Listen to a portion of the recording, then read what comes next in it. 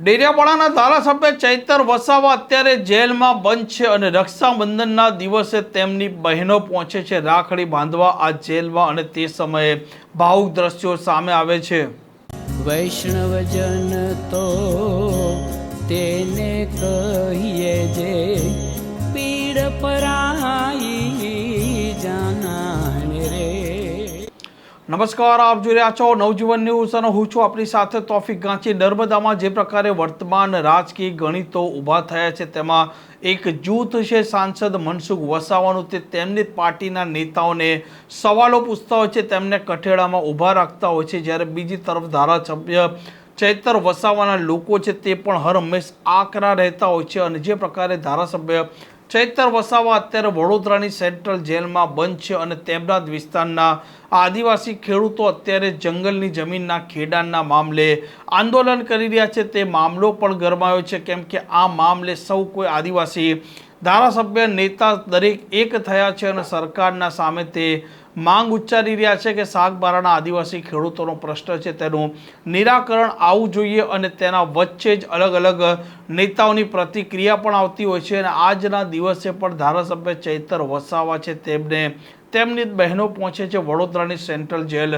રાખડી બાંધવા માટે, કેમ કે રક્ષાબંધનનો પવિત્ર તહેવાર છે અને ગત વર્ષે ધારાસભ્ય ચૈતર વસાવાએ રાખડી ભલે તેમના ઘરે બંધાવી હોય, પરંતુ આ વર્ષે તેમને રાખડી બાંધવા માટે તેમની બહેનો આવે છે અને તે પણ વડોદરાની સેન્ટ્રલ જેલમાં, અને તે સમયે ભાવુક દ્રશ્યો સામે આવે છે।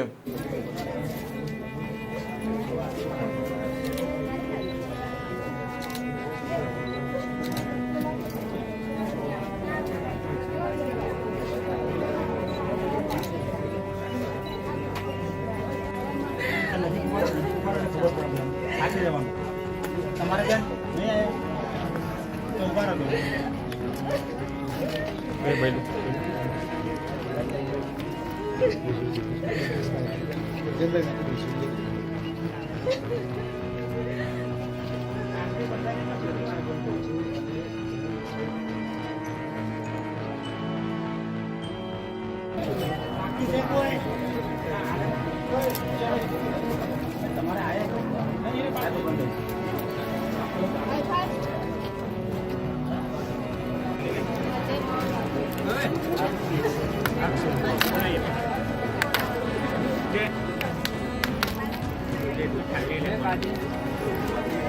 આમ ધારાસભ્ય ચૈતર વસાવા અનેક વખત આદિવાસીના જળ જમીન અને જંગલના મામલે આકરા સવાલો પૂછી ચૂક્યા છે। તેમની આકરી શૈલીના કારણે આદિવાસી વિસ્તારોમાં તે મોટા ચહેરા તરીકે ઉપસ્યા છે અને આજના પવિત્ર દિવસે જ્યારે તેમની બહેનો તેમને રાખડી બાંધવા જાય છે તે સમયે તે ભાવુક થઈ ગયા હતા અને રડમસ પણ આ બહેનો થઈ ગઈ હતી।